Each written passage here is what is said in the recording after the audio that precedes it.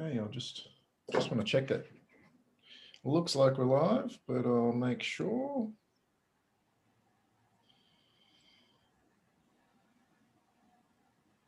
Yes, we are. As always, welcome, Mark. Another beautiful day. You've kept me out of the ocean another day that I'll never get back. Yes, you will. There's always tomorrow. That's right. There's always straight after this call. Yeah, exactly. How are you today, mate? I am excellent. Lots going on. It's like the world was beginning to wake up finally. And here in the States, business activity is just really notched up. Oh, nice. So, nice. I'm glad for that. I actually haven't paid a great deal of attention over the last month, although I did watch a little bit of YouTube yesterday and saw that Mr. Trump was talking at the CPAC conference and sounded very interesting. And today... I think he's not going away. No. And, you know, as I titled this video, Let's Talk Money. So let's talk about money. How is business in... Yeah, I'll let you lead off. Well, it's funny that you would start off with that because I spent the weekend doing a little bit of research into the economics behind where we are right now, looking at activity levels, gross national product, output.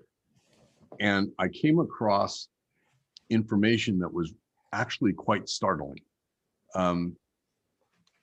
The way that you kind of balance a working economy, whether it's a country or a state, not so much cities, but larger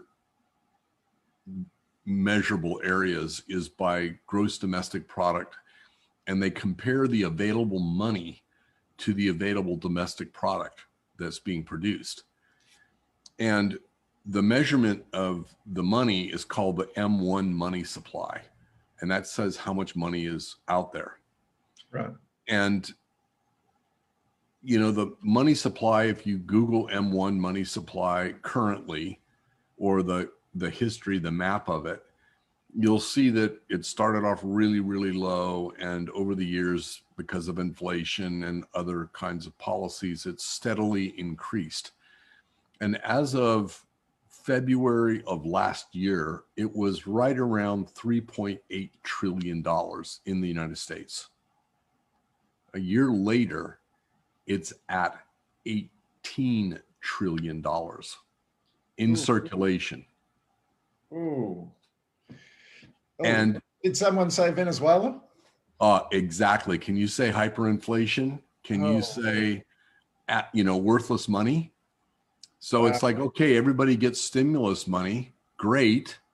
But the gross domestic product hasn't gone up. So now you got all this money in circulation.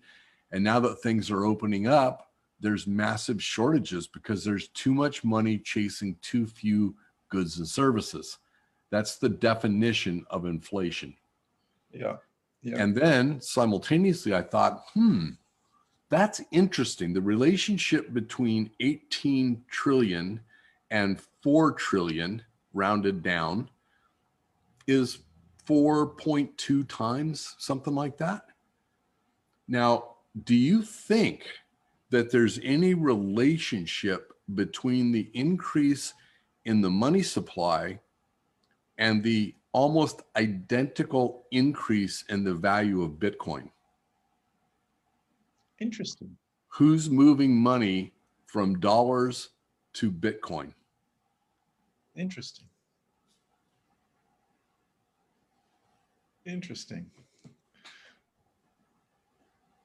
I don't know enough about monetary supply and monetary fiscal policy, but I do know that you just can't be printing out 2 trillion and 3 trillion and 4 trillion and 6 trillion dollars of new money and not have serious consequences. There has never been anything even remotely close to this in the history of the country. Nothing even close. Yeah.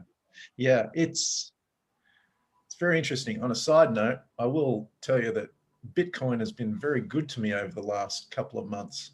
Yeah. it's it's it's an interesting game. The whole Bitcoin thing. Maybe we won't get into that right at this point in time, but just going back to them printing money. I've always had a thing against like government not running the country like a business, like always being in the red, always, it seems crazy to me that smart people, with double quotes, would run at a loss so often. And I understand the, borrow against and all that kind of thing, but I still believe countries should be in the black. And so here's an interesting thing. You do realize that the central banks of the countries like Australia and the US and the UK and Germany are privately held. They're not part of the government. yeah, I get that. I get that. So if they're creating money out of nowhere and we're having to pay interest on that money that was created out of nowhere, who is getting rich? Certainly ain't us. Well, this is one way, I think, of maintaining control, is that you're in a situation where you're controlling the accumulation of value, wealth, whatever you want to call it, through taxation. The same thing is again through this rabbit hole over the weekend in the United States. I was looking at this taxation aspect of all of this income. If it's a privately held bank, are they paying taxes to the government? Well, this is quite interesting. I was listening to something yesterday, and they were talking about taxes, and they were talking about how, the kind of the middle class pay a lot of the taxes, and the rich or the wealthy pay about 70% of the taxes, but the ultra rich, like the ultra rich, pay almost no taxes. Mm-hmm. They've got their money tied up in foundations, which are tax-free. And when you think about, the money that they're earning compared to the rich, like, and they were kind of looking at the rich as being, I think, forget what they were saying, above, if you were earning above $150,000 a year, you were in the top 10%. And that's I forget not rich. Yeah, no, it's not. It's definitely not. It's really that's upper middle class. Yeah, I was going to say it's middle class, really. Yeah. I don't want to sound snooty about it, but when you live in an area that has very high living expenses, very high cost of living, 150,000 by the time you pay your taxes is paycheck to paycheck. Yeah. It's as I said, it's probably middle class, if that, really, in the big scheme of things. But then the ultra rich are paying no tax, and they're really, I don't know how many ultra rich there are, maybe hundreds, maybe under 100. And I think that the thing that we have to also consider, and this is really about understanding money in general, is that the ultra wealthy, their wealth is not liquid. It's in stocks, it's in real estate, it's in businesses. And so they are self-perpetuating through the operation of the value that they've invested in assets in. And it's kind of like, if it's only an asset if it generates money for you. Otherwise, it's a liability. So if you have property that you put money in that property, it's invested, but it's not doing anything for you until you sell it. So it's accumulating, but it's not helping you from a standpoint of liquidity. Yeah. But if Like, you've got dividends and interest and things like that, I mean, how much can you actually spend when you create the momentum that's self-driving, self-funded momentum? The rich get richer. It takes money to make money. That's the classic definition that people think of. yeah. And that's really where the money's doing the work. It's like Einstein said, the most powerful concept in the universe is compound interest. Yeah. Yeah. Yeah. Yeah.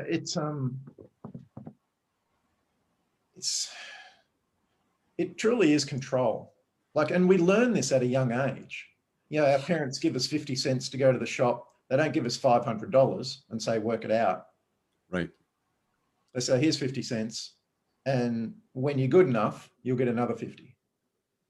And that's no different today. Here's your paycheck. And when you're good enough, you'll get another one, if you're good enough. Otherwise, we might just kick you out. Right.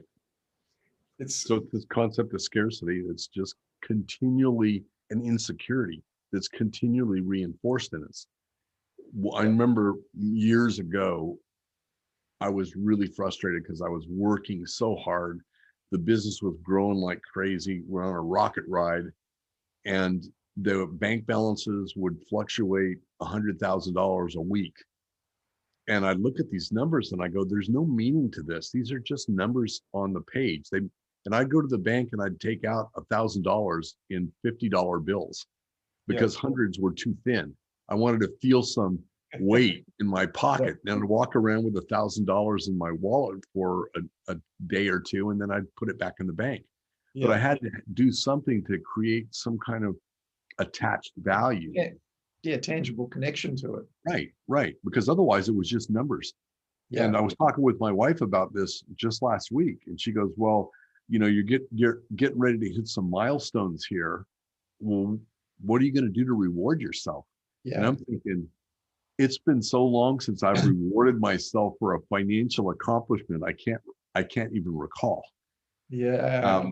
That's not a motivator to me. The money is not the motivator. It's a byproduct of value that you create. Yeah.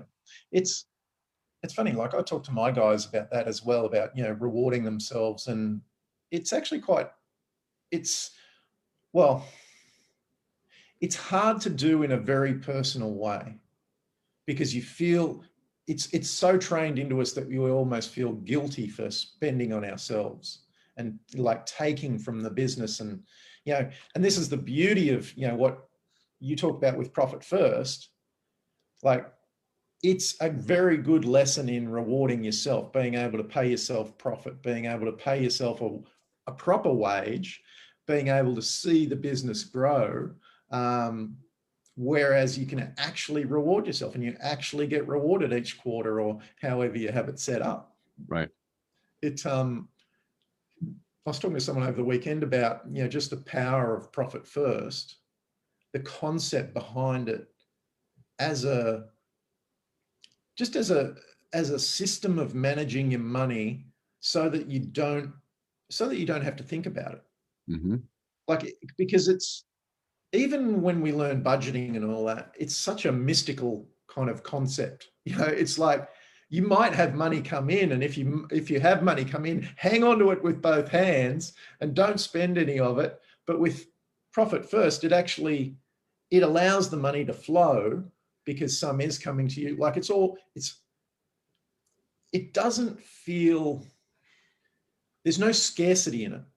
Exactly. I think that's the power of Profit First as a whole.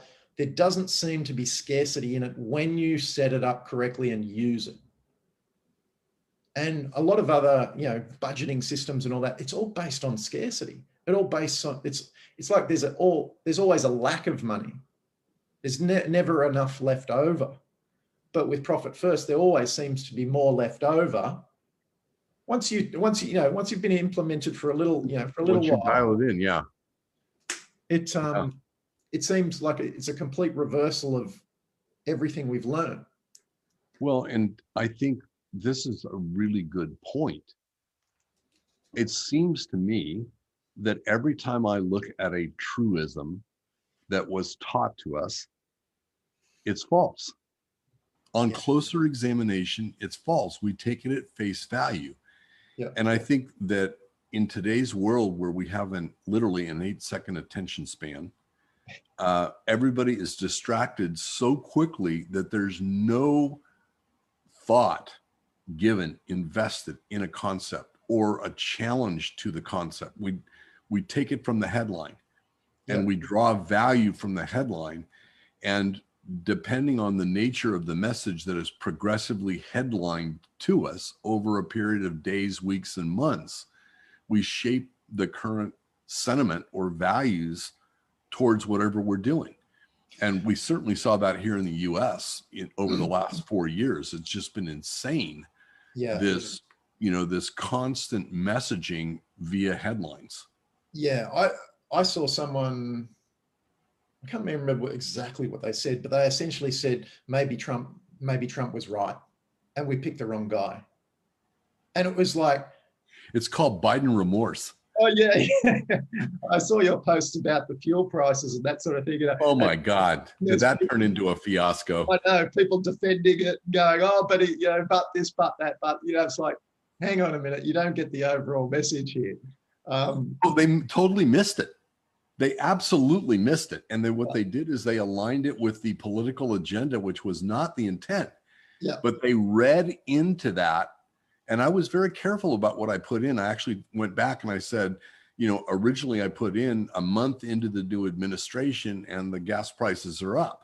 Yeah. And then of course they jumped all over that I'm blaming it on Biden. So I went back in and I edited out the administration and I said, just in the last month, gas prices have gone up. This is not looking good. And oh my gosh, I have not gotten that much interaction on a post in 2 years. It's always vitriol. It's so interesting to see the haters and the lovers jump on and fight for their belief, and yet they don't assess the statement. And this is the crazy thing. It's like money.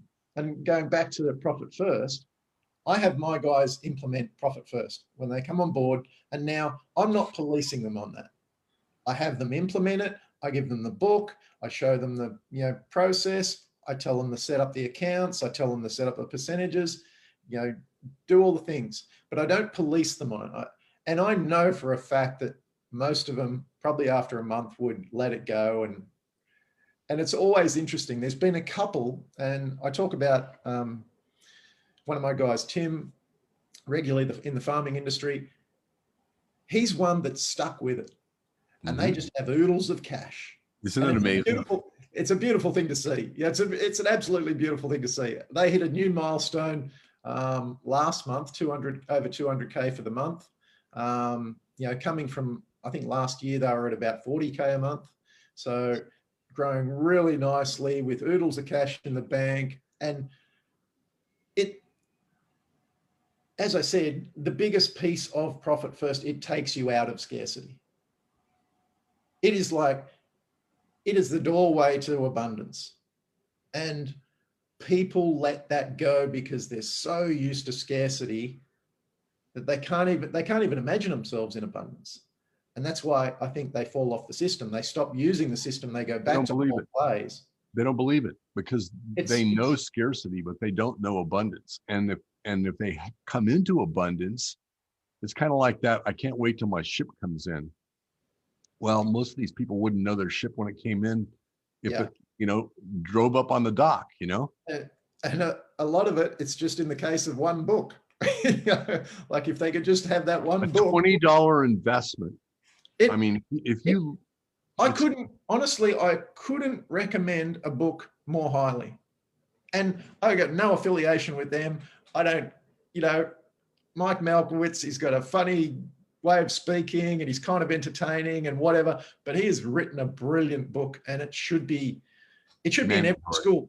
It should be in every school. Should, absolutely. Every kid at 16 and 18 should be given a couple of copies. It should actually be required for anybody that wants to go into business. You can't get a business 100%. license or a tax license until you read Profit First and passed the concepts. 100%. And until you're implementing that, you're not allowed to start business. It's ridiculous. but yeah, it's, you know, taking yourself out of scarcity is, it can be hard to do. Like I've been there. I'm not perfect by any stretch, but understanding the concepts in that book and putting them into use, um, it definitely takes you out of scarcity. And being out of scarcity, like what I was talking about with Tim from the farming business, they, like I go to them with an idea now, they're able to implement Hmm. because they have cash reserves and they're paying themselves. And it's like, if you're paying yourself and you're paying the team and you have cash reserves, you actually want to do something. You want to grow. But if all you can see is, well, how do I make the next sale? Because we're behind, and no one's been paid. You don't really want to grow the business. It makes it so tough, you know, and that they've gone from strength to strength since implementing Profit First. And it's just so good to see. So good to see. I think one of the other advantages of moving from a position of scarcity to moving to a position of abundance, it goes back to the same concept of looking at a situation only as an event. And scarcity is the negative side. Going along doing what we're doing is the middle road, the null or the no result. And the positive side is abundance.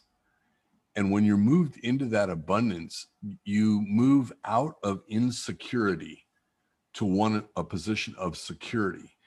And when you're in a true position of security, you don't have to worry about making sure that everything is covered every second, every week, every day, every month. It's taken care of. And you know, if you do Profit First properly, you're going to have anywhere from 6 months to a year of operating expenses in the bank. So if you ever hit COVID again, something like COVID again, you've got a year to figure out what's going on, to figure out what's going to work. And in the meantime, I guarantee your competitors are all going to be going out of business because they're not liquid. They're not solid like that. And I'm 100% certain that that's part of the reason all of my clients grew through COVID. My clients all had Profit First implemented, and they all had cash reserves to keep growing. Like it was more an inconvenience and kind of a conversation versus an actual threat on the business.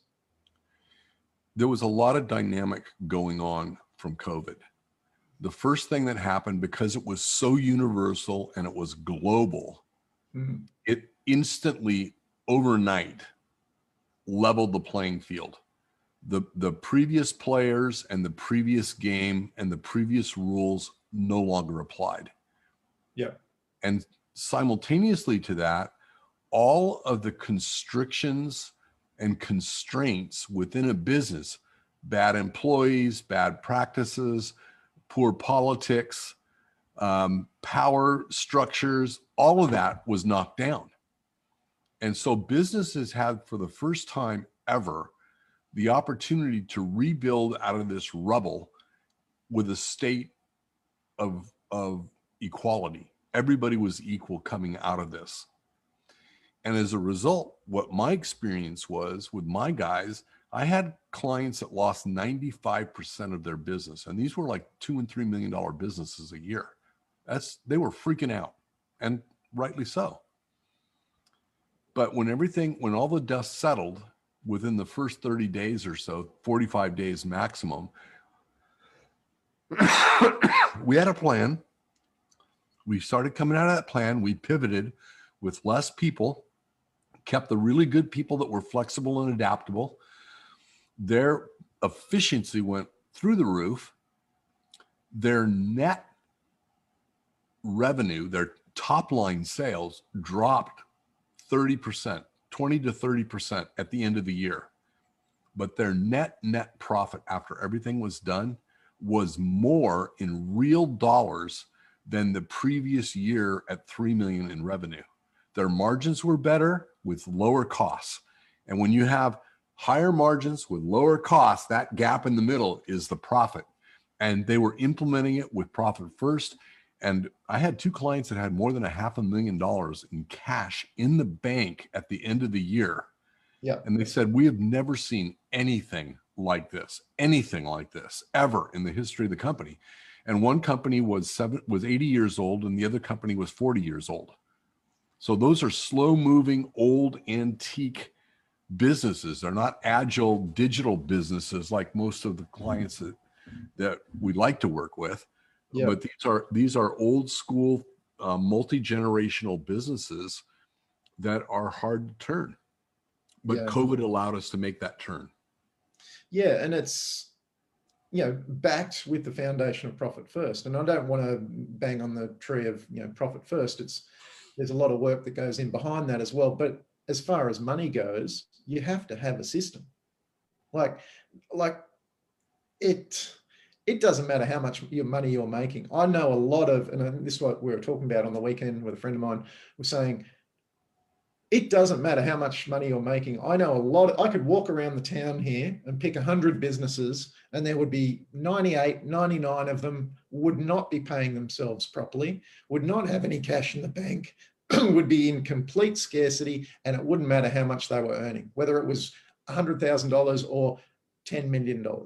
Right. And that simply comes down to there's no system behind the money. There's no money management system in place. And it's critical. It's absolutely critical.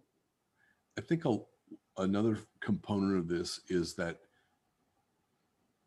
the nature of individuals, at least here in the United States, I don't know how it is in Australia, but they are scared of numbers.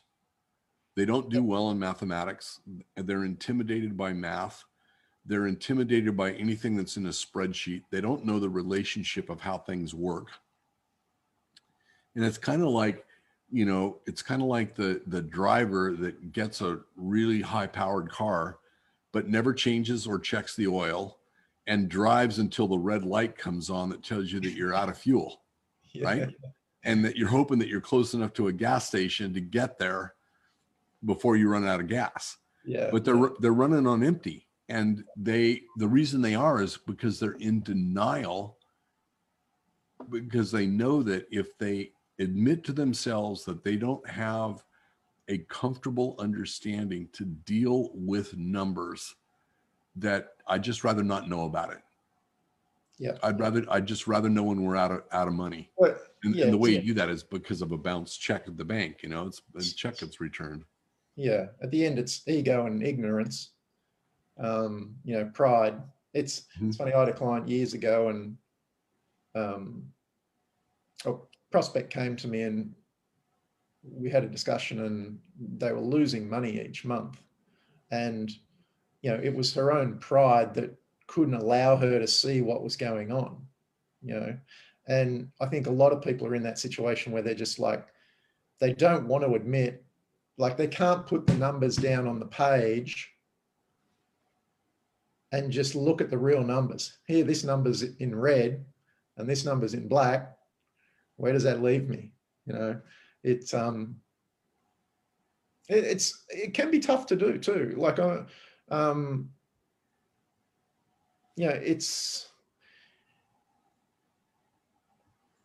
it's funny, like some clients come to me with a good understanding of that, and some come to me with absolutely no understanding of where they're at.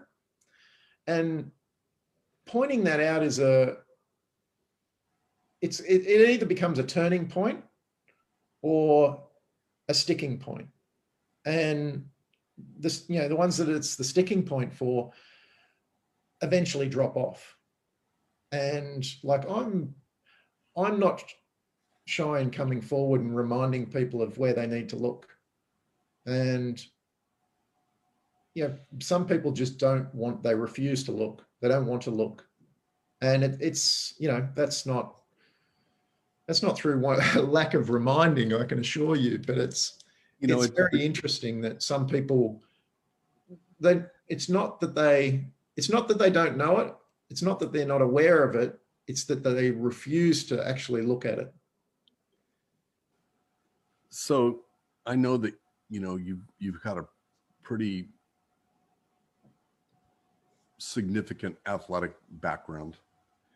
And we've all been involved with athletic coaches and trainers. And someone said to me recently, they said, so you're a business coach? Like that, oh, everybody and his brother's a business coach these days. Yeah. And I said, well, no, I'm really not. And they said, well, what is it that you do? And I said, I'm a personal fitness trainer for business.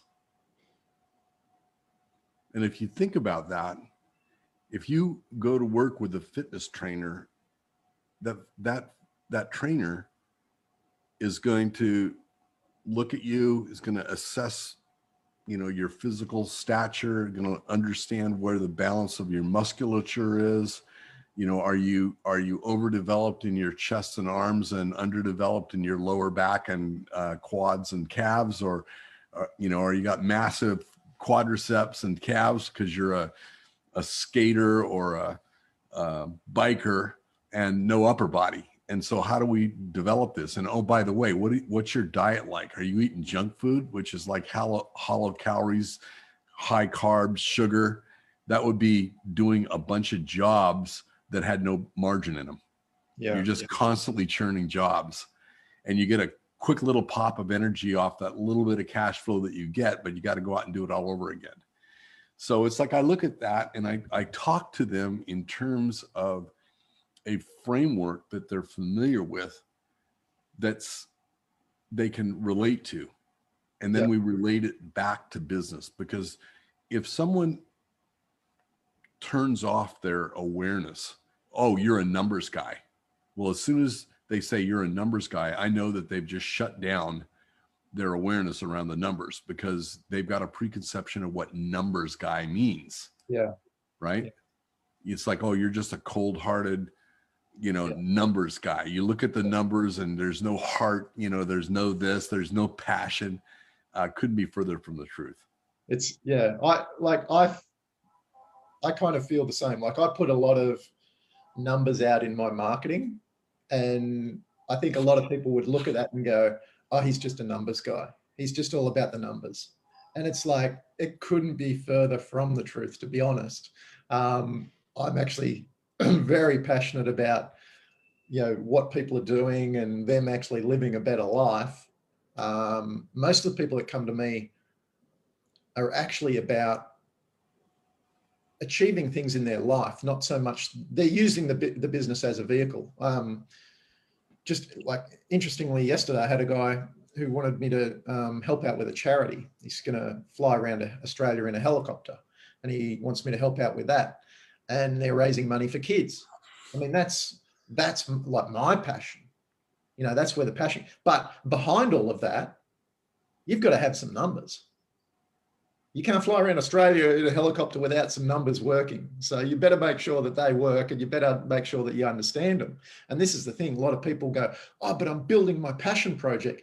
Yeah, but you better still be able to add up, 2 + 2, because your passion won't go very far without it. And likewise, if you're afraid of numbers, there's a natural tendency to work with small numbers, because there's less risk. If you don't understand it and you make a mistake, at least it's a minimal mistake. Yeah, it's like this mentality of running your business to avoid taxes. And we run the business to keep our taxes down. We don't show a lot of profit. I'm going, what is the point? Yeah, a lot of people use that as a big excuse. Yes. Like that, I only earn, I can't pay myself that. I only earn this much. I can't charge that much. Like, all these statements that just, it tells you that they're just living in complete scarcity versus trying to even get to abundance. And, what people don't realize is there's scarcity, the back's against the wall. It's always hustle, hustle, hustle. And there's abundance.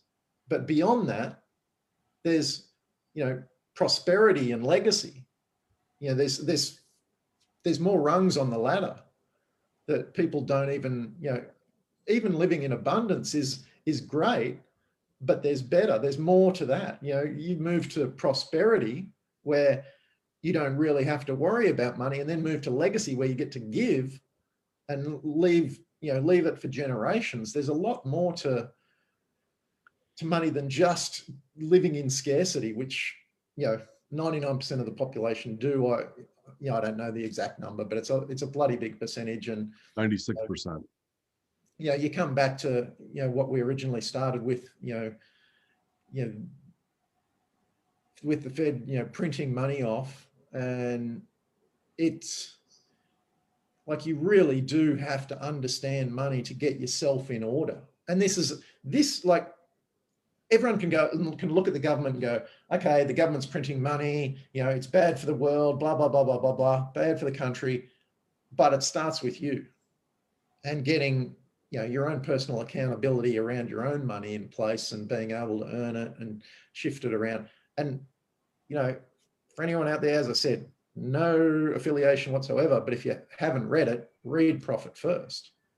And it's a good place to start and get your own accountability in place around money.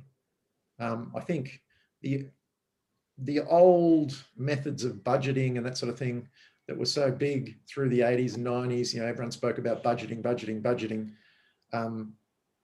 No one really grabbed hold of that.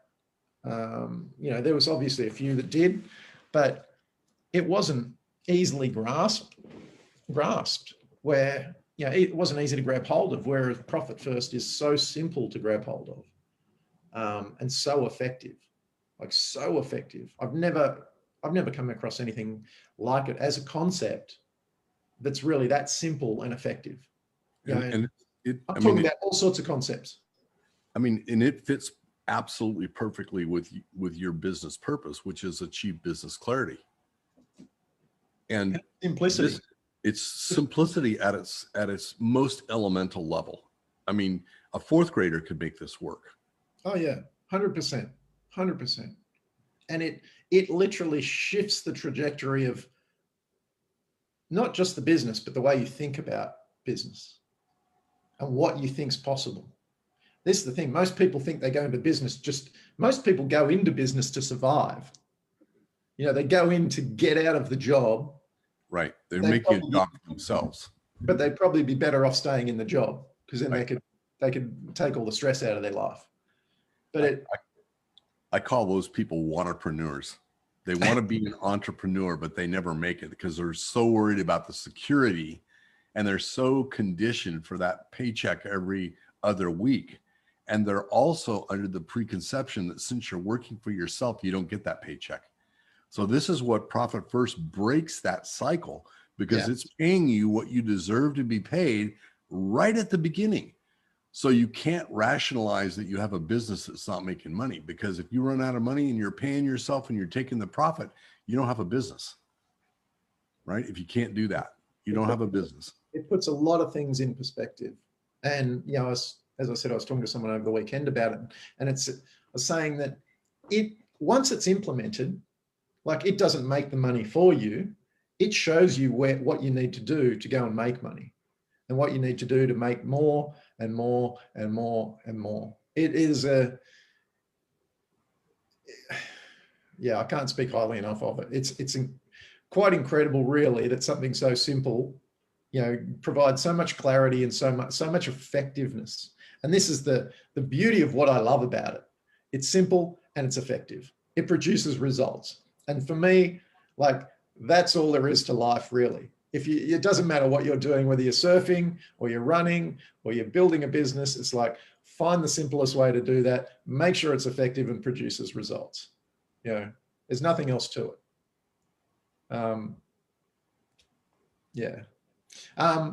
Is there anything else you want to mention around money? Because we probably could go on, or we could wrap it up. Well, we could, but I think when, around this whole concept of scarcity, it's been my experience that the vast majority of everybody lives in that one step above survival scarcity mode.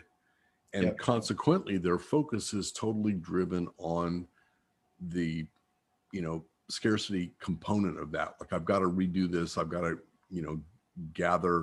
I've got to repeat this process every week or every month. But once you break that cycle and you start acquiring and start saving, that money and you move into a more abundant, you move into a sufficient level, and then you move into an abundant level, and then you move into prosperity. And once you get to that abundant and that prosperity level, then the focus on money shifts and the attention then becomes on experiences and how we use time, the time that we have here. And as a result, there's a vacuum that results from that because we don't think there, we don't live there. So we're exploring in an area where we have no history. And I think that, you know, as these discussions that we have like this continue to evolve, I think it would serve everyone that listens to these conversations to do some exploration into an area that you really haven't spent much time to think about, and to really start thinking about what it's like to live in abundance or live in prosperity. And then ultimately, what is your legacy, your impact on society and impact on the world? What, you know, Steve Jobs is famous for saying he wanted to leave the world known for having put a dent in the universe. And I think that he did a pretty good job of that. I think he did that. Yeah. Yeah, I think a lot of people, like, I feel very fortunate to have at a young age to have traveled, to have chased my dream and done what, like, gone on an adventure and had an experience that I wouldn't have had if I stayed in a job. And I think that a lot of people don't do that. They settle way too early and they never get to see the other side of life. And that closes off a lot of abundance thinking. I think, you know, kids these days at 18, 20 kind of age group should be looking outside just going to college and getting a good job kind of thing, and looking for, okay, what experiences are going to broaden my horizons at a much greater level? Because I know for myself, I came back from my first trips overseas thinking, wow, I don't actually have to get a job. There's a whole world out there, and there's a lot of it. And there's lots of ways to make money. There's easier ways to make money. There's more fun ways to make money. And money is simply, you know, like, it's an expression of how much fun we're having in the world.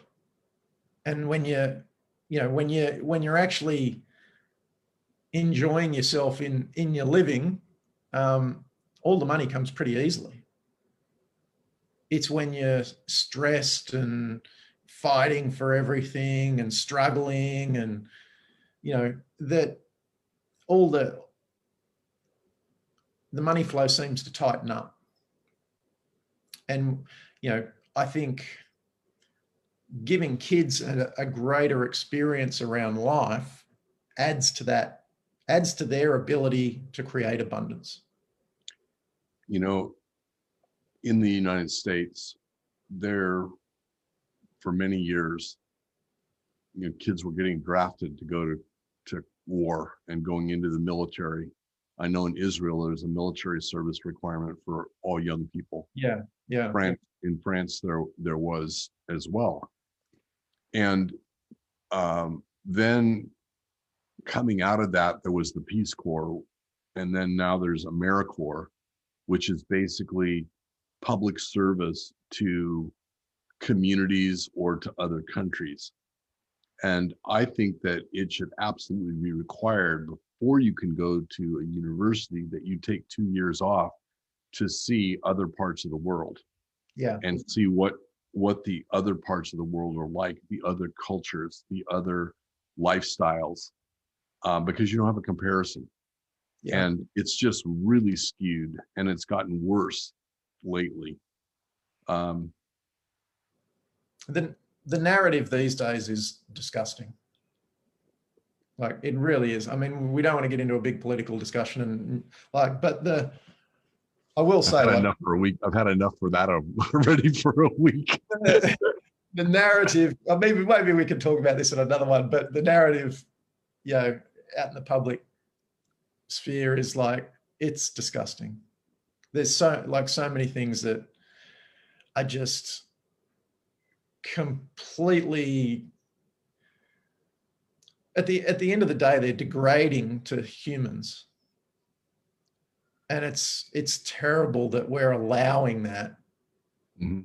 and allowing our kids to go through that and listen to it. And I mean, we shouldn't be doing it. We should be turning it off. But yeah, that's a topic of conversation for a whole other day, probably a whole other week. Yeah. Any final words on money, Mark? Gosh, I don't know. Profit first. Profit That is first. the final Exactly. words. That Go is the read the final. book, go buy the book, go implement the book. And I mean that, like, go implement it. Don't just read it. It's if you're going to just read it, pass it on to a friend that will implement it. We will leave it there for conversation around money, and we will be back next week. It's good to see you again, Mark. We'll chat Awesome. again soon. All right.